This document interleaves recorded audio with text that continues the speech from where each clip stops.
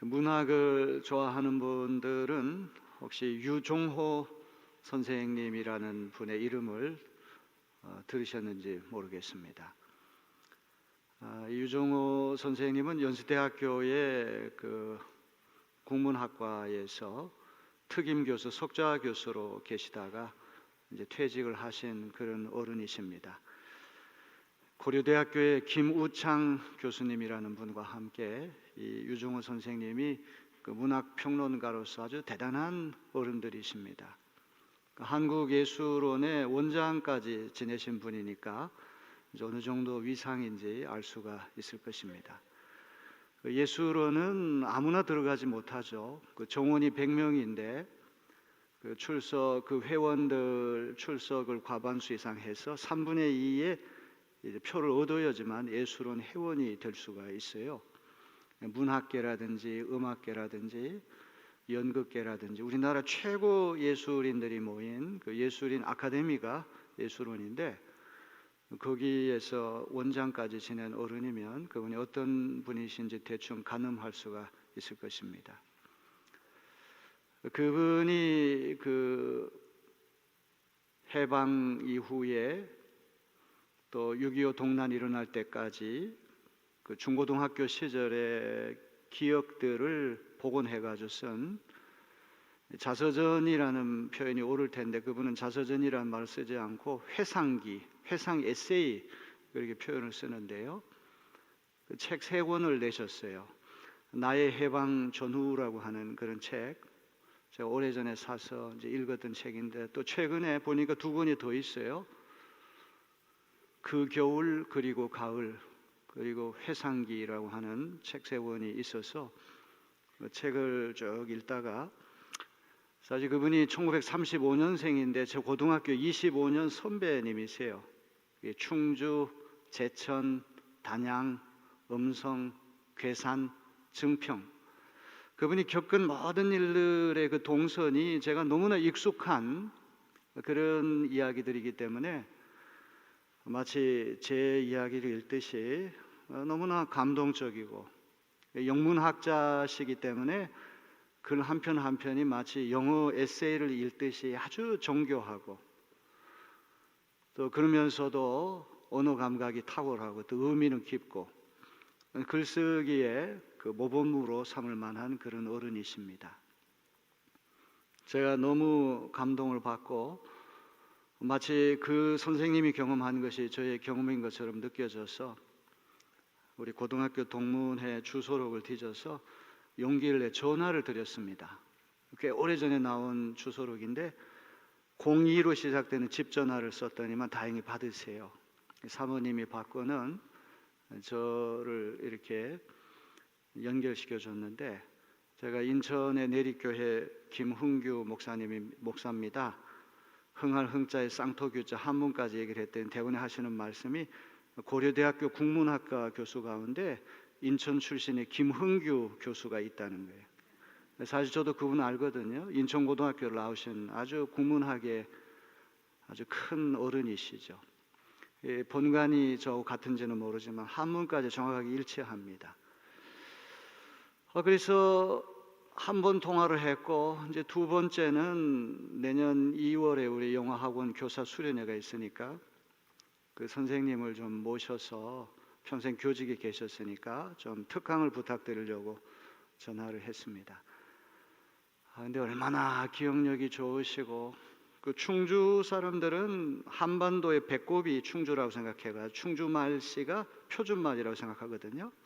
이거는 경상도 말도 아니고 강원도 말도 아니고 또 충청남도의 그런 말도 아니고, 충청북도 충주 말은 아주 그 묘한 데가 있습니다. 아주 그 사투리 그대로 쓰시는데 얼마나 정감이 가고 또 아주 선비, 편안하면서도 지혜가 반짝반짝거리고,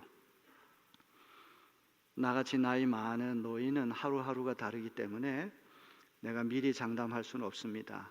그때까지 살아있을지 안 살아있을지 모른다는 얘기예요. 그러나 건강하면 꼭 오시겠다고, 그래서 내년 6월까지 제가 기다리려고 합니다. 그런 훌륭한 어른이 나하고 같은 학교를 졸업했다고 하는 것이 굉장히 자랑스럽더라고요. 이상하게. 저는 지난 주일부터 이 성품 설교, 독성 설교를 하고 있습니다. 좋은 성품을 가진 이들을 만나면 참 기분이 좋아요. 그런 좋은 성품을 가진 이들 모임에 들어가서 교류를 하다 보면 나도 뭔가 좀 근사한 사람이 되는 것처럼 느낌이 고양이 됩니다. 저는 우리 내리교회가 성품 공동체가 되었으면 좋겠어요. 독성 공동체가 되었으면 좋겠어요. 우리 모일 때마다 뭔가 좀 교양도 있고 슬기도 있고 유머도 있고 이렇게 그 모임에 가면은 기쁨이 있고 야 나도 참 좋은 사람 속에 들어가 있구나 이런 느낌이 드는 교회가 우리 내리교회 됐으면 좋겠어요. 예수께서 좋은 나무가 좋은 열매를 맺는다고 말씀하셨잖아요. 우리가 먼저 좋은 성품이 되면 가지가지 좋은 독성의 열매들이 우리에게 나올 것입니다. 덕이라고 하는 이 말을 지난주에 제가 설명을 했습니다. 아르테라고 하는 말인데요. 이 그리스 말 아르테라고 하는 말은 엑셀런스, 탁월성을 얘기하는 거예요. 테니스 선수가 아주 어려서부터 열심히 테니스를 반복하고 훈련해가지고 테니스를 기가 막히게 잘 치면 그 테니스가 그 사람에게는 아르테가 되는 거예요. 피아노 연주하는 사람이 어려서부터 건반을 두들기면서 피눈물 나는 연습을 반복하면 어느 순간에 악보 없이도 베토벤이나 모차르트의 음악을 연주할 수 있죠. 그 사람은 피아노 치는 것이 아르테가 되는 거예요. 마찬가지로 아주 어려서부터 부모님이 심부름 시킨 거를 아주 고지식할 정도로 꼼꼼하게 정직하게 잘 지킨 아이가 정직을 반복하고 하다 보면 어느 순간에 정직이라고 하는 덕성이 그 사람의 인격의 일부가 되는 거죠. 그 사람의 피할 수 없는 자연스러운 도덕의 특질이 돼가지고 그냥 기회가 닿으면 자연스럽게 자동 발생적으로 정직이라고 하는 미덕이 이제 나오게 된다. 이게 아르테라고 하는 개념입니다. 겸손이나 절제라고 하는 것도 마찬가지죠. 그 높은 사람 앞에 가서는 비굴할 정도로 겸양을 떨다가 힘없는 사람은 짓밟으려고 그러고 이게 힘없는 사람은 짓누르려고 그러고 그거는 겸손이 아닙니다. 변덕이죠. 절제도 마찬가지입니다. 음식이든지 뭐든지 잘 절제하는 훈련을 해가지고 그것이 제2의 천성이 되고 성향이 되고 경향성이 돼가지고 그런 기회가 오면 저절로 그것이 나가게 될 때 바로 우리의 덕이 되는 것입니다. 그래서 아리스토텔레스가 그런 말을 했어요. 제비 한 마리가 온다고 해서 봄이 오는 것은 아니다. 한번 어떤 미덕의 행위를 했다고 해서 그것이 그 사람의 아르테가 아니라는 말이죠. 덕이라고 하는 것은 옳고 선한 것 가치관을 분명히 해가지고 이것이 옳다는 확신을 가지고 그것을 어려서부터 반복하고 훈련해서 제2의 천성이 되고 내 기질이 되고 나의 성향이 돼서 그런 기회가 오면 저절로 자동 발생적으로 그것이 나갈 수밖에 없는 것, 그게 덕이라는 것이죠. 도둑이 남의 물건을 훔치기 전에 치밀하게 계획을 세우고 용감하게 담을 넘어가서 유리창을 뜯고 물건을 송곡적으로 훔쳤다고 그래가지고 우리가 그 도둑을 용감하다, 지혜롭다고 말을 안 합니다. 그 이유는 뭡니까? 도둑질 자체가 선하지 못하기 때문에 그런 것이죠. 옳지 못하기 때문에 그런 것이죠. 반복해서 훈련하고 연습한다는 것은 의식적인 가치관이 먼저 선행돼야 됩니다. 내가 하는 일이 선한 것이고 옳은 것이라고는 확신이 있을 때 그 일을 해야지 손톱을 물어뜯듯이 계속 손톱 물어뜯는 거 해가지고 저절로 손톱 물어뜯는다. 그런 것하고는 차원이 다르다고 하는 그런 말씀을 제가 지난주에 드렸습니다. 또 하나 이 덕이라고 하는 것은 서양 사람들에게 양극단을 피하고 가운데 길, 꼭 알맞은 길을 걸어가는 것이 덕이에요. 과잉과 결핍이라고 하는 양극단을 헤집고 들어가서 그 시기와 상황에 꼭 알맞은 행동을 선택하고 할 수 있는 그게 덕이란 말이죠. 가령 용기라고 하는 것이 모자라게 되면 비겁함이 되고, 용기가 지나치면 만용이 되는 것이죠. 정의라는 것도 마찬가지로 정의가 부족한 불의지만 정의가 지나치게 크게 되면 그건 독선이 되고 마는 거예요. 절제도 마찬가지입니다. 절제가 부족하면 방종이 되는 것이죠. 그리고 지나치게 절제하다 보면 우유부단함이나 금욕주의로 갈 수 있거든요. 서양 사람들은 이 덕이라고 하는 것이 엑셀런스, 아르테, 아주 탁월성인데 어떻게 하면 양극단적인 것들을 피하고 딱 가운데 알맞은 길을 선택하느냐. 우리나라 사람들의 그 민족성이라고 하는 것은 굉장히 감정이 풍부한 민족입니다. 그래서 오늘날 K-pop, K-culture 이런 것들이 세계적인 각광을 받는 것이 서양 사람들이 갖지 못하는 어떤 감성적인 그런 탁월함 때문에 이렇게 각광을 받는 것 아닙니까? 그래서 우리는 무슨 일을 하더라도 신바람이 나야 되고 흥이 나야 되고 감정에서부터 뭔 일이 일어나야 됩니다. 그래서 이 코로나 시대에도 유달리 트로트가 이렇게 유행하고 채널만 틀으면 각종 노래가 나오는데 전부 다 우리 감성을 자극하는 그런 노래 일색이라는 걸 우리는 너무나 잘 압니다. 상당히 합리적이고 이성적인 그런 것들은 조금 뒤쪽에 가 있는 형편이에요. 그래서 우리나라 사람들은 불광불급, 미치지 않고는 미치지 못한다. 앞에서 얘기하는 미친다는 말은 그야말로 획가닥해야 된다는 말, 뒤에서 얘기하는 미친다는 말은 도달한다는 말이거든요. 공부를 하더라도 미칠 정도로 공부해야지 어느 궤도에 올라가고 미치고, 뭘 하든지 간에 그렇게 해야 된다는 게 극단적인 사고가 우리에게 있다는 말이에요. 그래서 이 반도성이라는 그런 의미가 있잖아요. 이 반도라고 하는 건 절반이 섬이라는 거죠. 우리가 지금 섬에 살고 있는 것이고, 사실은 이 38선이 가로막고 있기 때문에 우리는 사실 사방이 동서남북에 다 이 섬 형국에 지금 쌓여 있는 거예요. 삼면이 바다로 쌓여 있어서 더 나아갈 길이 없다는 말이죠.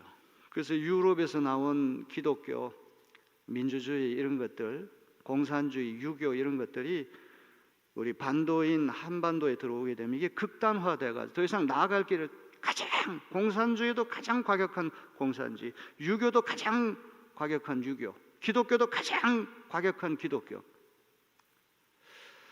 제가 이 성품설교, 독성설교를 하면서 이 균형을 맞추기 위해서라도, 조화를 이루기 위해서도 이 성품설교, 독성설교는 필요하다.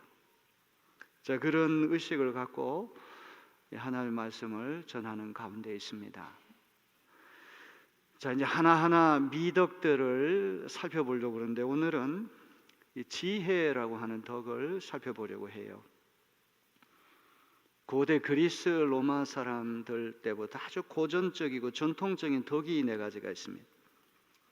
플라톤이라는 철학자가 국가라고 하는 책에서 인간이면 누구나 지켜야 할 네 가지 덕이 있다고 그랬어요.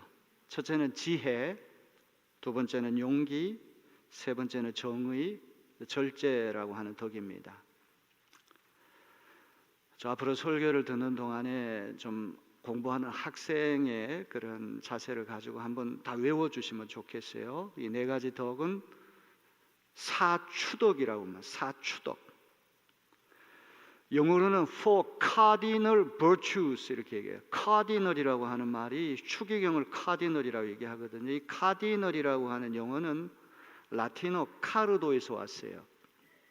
카르도라고 하는 말은 흰지, 경첩을 말하는 거예요.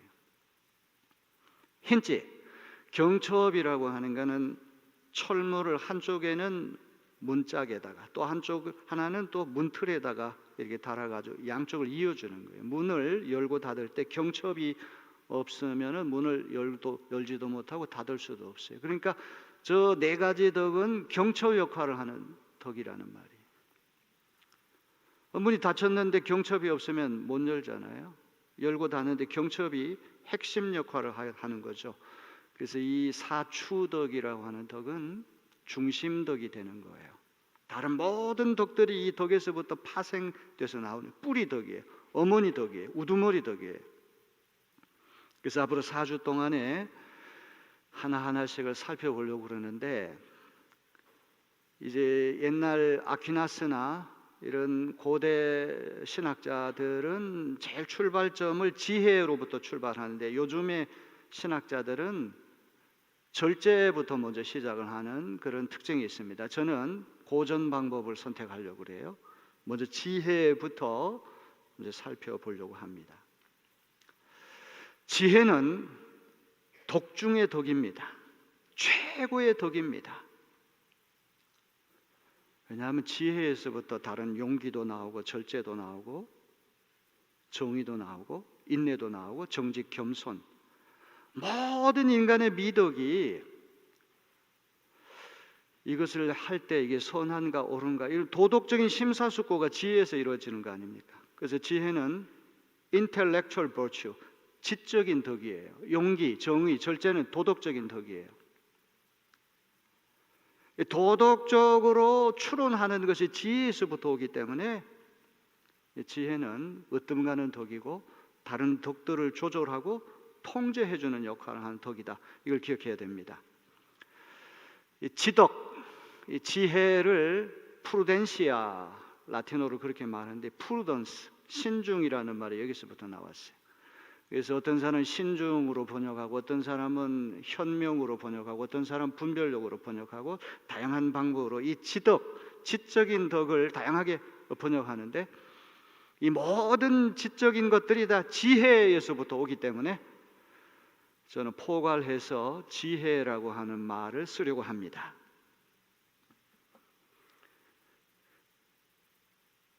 지난주에 제가 말씀드린 것처럼 서양 사람들이 얘기한 덕이라고 하는 것이 모자라지도 않고 넘치지도 않고 알맞은 것을 선택하는 것이라고 한다면, 프로네시스라고 하는 숙고, 심사숙고, 대단히 중요한 것이죠.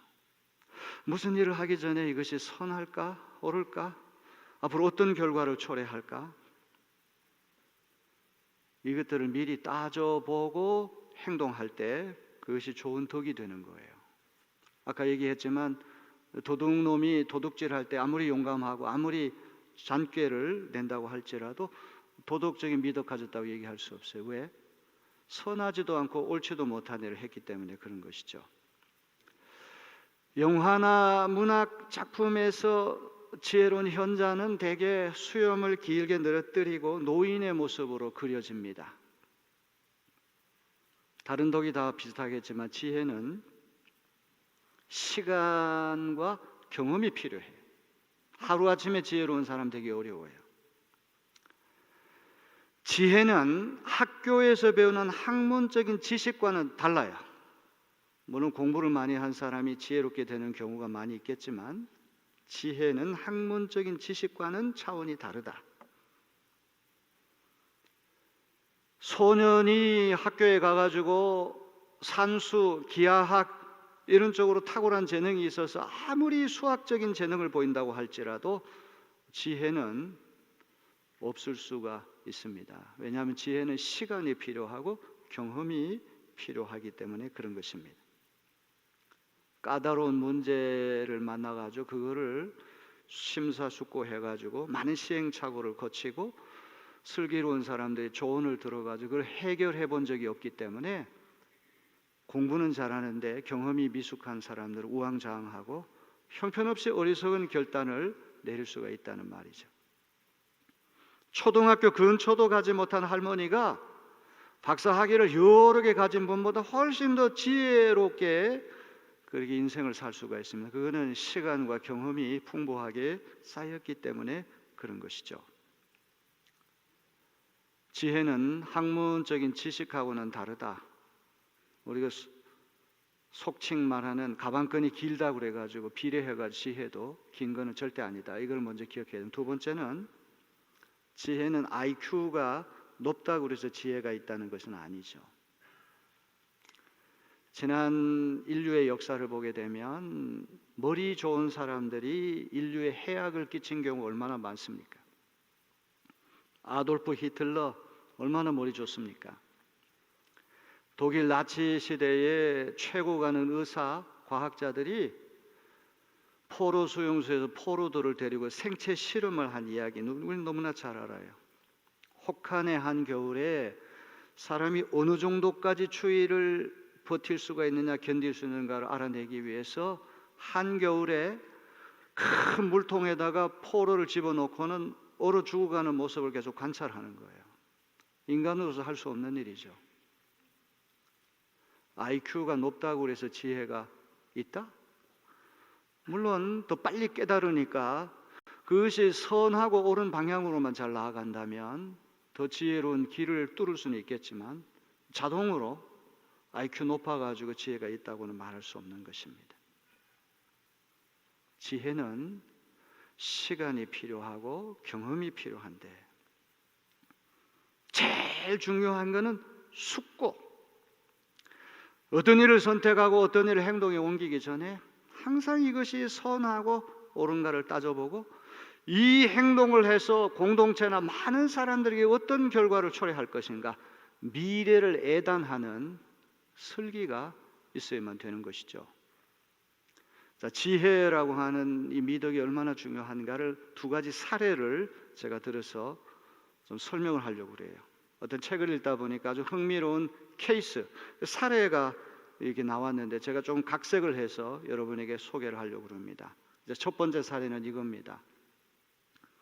어느 도시에 많은 이들에게 존경을 받는 참 훌륭한 종교 지도자가 있습니다.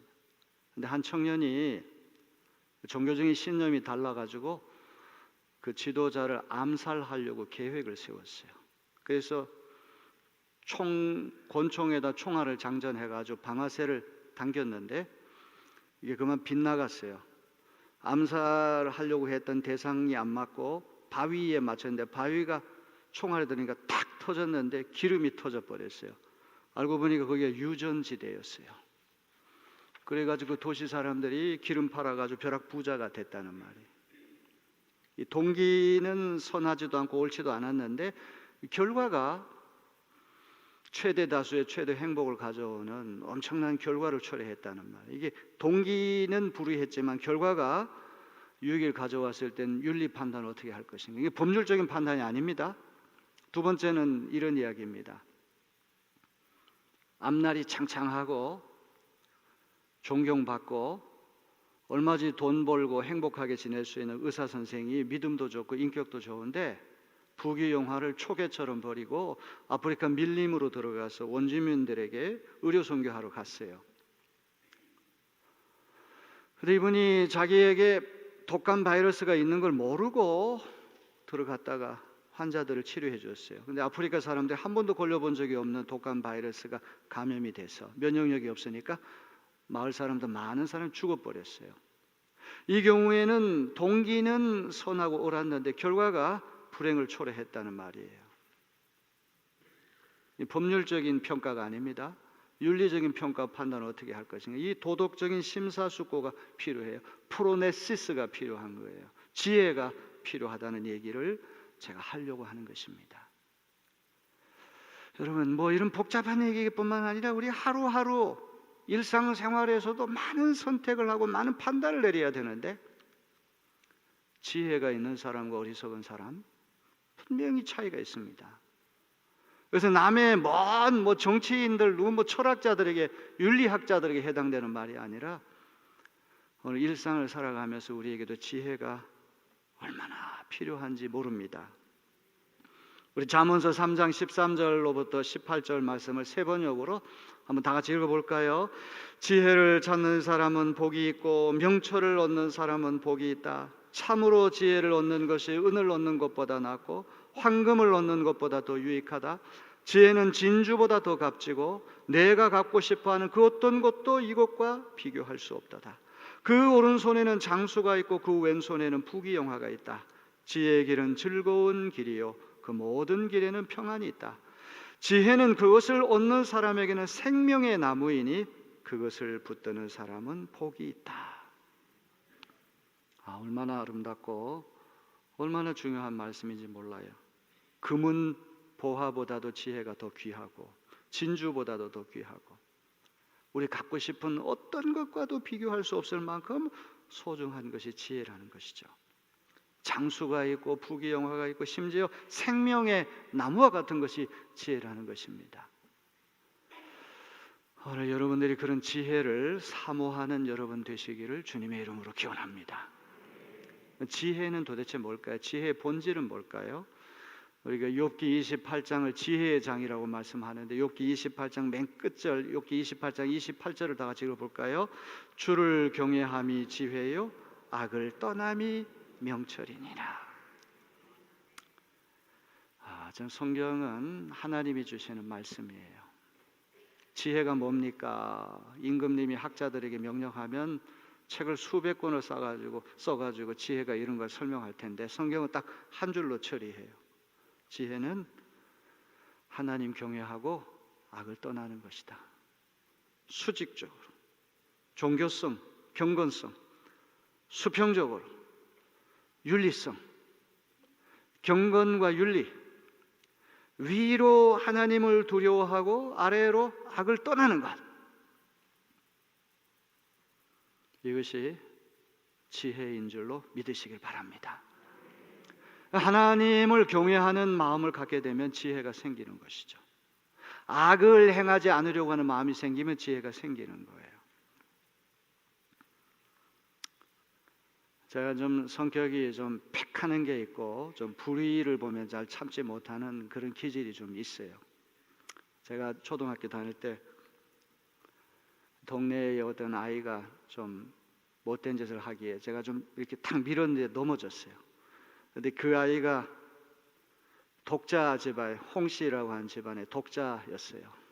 그러니까 아주 불면 날아갈라 뭐 이렇게 기른 아이니까 애가 울고 오니까 우리 집에 찾아와 가지고 우리 아버지한테 막 따지는 거예요. 근데 이 아버지가 이제 먼저 제 얘기를 좀 물어봐야 되는 어떻게 했냐고 물어보고 결정해야 되는데 그냥 옆에 있는 지게 막대기를 들고는 이놈 새끼 어디가 싸움질만 하고 다니냐. 제가 어디 싸움할 사람입니까? 몸도 약해가지고 어디 얻어맞고 다니지 싸우고 그런 사람은 아닌데 정말 서운하더라고요. 내 얘기도 좀 설명할 기회를 주셔야 되는데 아버지 피해가지고 도망갔다가 밤늦게 아버지 주무신 다음에 저녁도 못 먹고 집에 들어와서 잔 적이 있어요. 지금 생각하면 우리 아버지 못 배우시고 가난한 그런 어른이었지만 항상 남에게 싫은 말 들으면 안 된다. 남에게 해 끼치면 안 된다. 저도 그런 기질이 있어서 그런지 조금이라도 싫은 말 듣기 싫어하는 그런 마음이 내 속에 있어요. 옛날 어른들은 참 그런 것들이 참 귀한 거 아닌가 싶어요. 요즘에는 자기 아이가 그러면 자기 아이부터 감싸고 남이 어떻게 되든 말든 무조건 자기 편부터 감싸는 것이 이것이 대세인데 옛날 어른들은 잘했든 못했든 간에 먼저 다른 사람을 배려하는 그런 마음이 있다고. 그 지혜가 아니고 무엇입니까? 위로 하나님을 경외하고 아래로 악을 떠나는 것. 절대 남에게 폐를 끼치지 마요. 절대 남에게 해를 끼치면 안 돼요. 우리 시대의 성자가 되는 건 딴 거 아니에요. 남에게 해 끼치지 않으면 그 성자입니다. 아멘. 이런 지혜를 사모하는 여러분 되시기를 주님의 이름으로 기원합니다. 야고보서 1장 5절 다 같이 읽어볼까요? 여러분 가운데 누구든지 지혜가 부족하거든 모든 사람에게 아낌없이 주시고 나무라지 않으시는 하나님께 구하십시오. 그리하면 받을 것입니다. 다 지혜가 부족하잖아요. 오늘 이 시간부터 하나님 앞에 간구하는 여러분 되시길 바랍니다. 후히 주시고 꾸짖지 않으신다고 약속하셨어요. 자, 이제 앞으로 제가 이 덕성설교, 성품설교를 할 때 여러 가지 모범적인 사례들을 많이 해요. 성경에서 지혜로운 사람의 대명사는 누굴까? 미련한 사람의 대명사는 누굴까? 이제 이것들을 생각하면서 말씀을 이제 제가 전하려고 합니다. 지혜로운 사람 하면 퍼뜩 요셉이 생각이 나죠. 근데 요셉이 어려서부터 지혜로운 건 아니에요. 아버지 야곱의 사랑을 독차지하고 이렇게 받들면서 자랐다 보니까 형들이 뭐 잘못하면 쪼르르 아버지한테 달려가서 고자질을 하는 거예요. 꿈을 2개를 꿨는데 다 형들이 자기를 섬긴다는 그런 꿈이에요. 여러분 그 꿈이 아무리 진실이고 사실이라고 할지라도 사실이고 진실이라고 해서 얘기할 수는 없잖아요. 이 꿈을 이야기해서 나에게 어떤 일이 일어나고 형들에게 어떤 일이 일어나고 우리 집안에 어떤 일이 일어날 걸 미리 계측하고 미리 예단하는 숙고가 필요한데 그냥 이렇게 응석바지로 자라니까 그걸 그대로 얘기를 하니까 가뜩이나 미웠는데 요셉 얼마나 미워합니까? 불에다가 기름을 끼얹는 식으로 형들이 증오심을 갖게 됐다는 그런 말이죠. 여러분, 우리가 진실을 말해서 사람이 듣나요? 구구절절히 하는 얘기 들어보면 다 옳아요.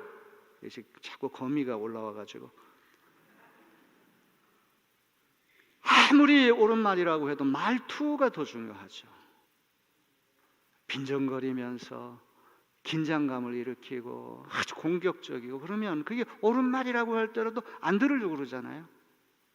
부모님이 아무리 사리가 옳고 진실한 말이라고 할지라도 말투가 훨씬 더 중요한데 이 말투라고 하는 것은 지혜에서부터 오는 것이란 말이죠. 제가 지혜에는 시간이 필요하고 경험이 필요하다고 하는 말씀을 했는데 어려서 미련했던 요셉도 산전수전을 겪고 억울한 일을 당하고 종으로 팔려가고 원통하게 옥살이하고 이러면서 점점 다듬어졌어.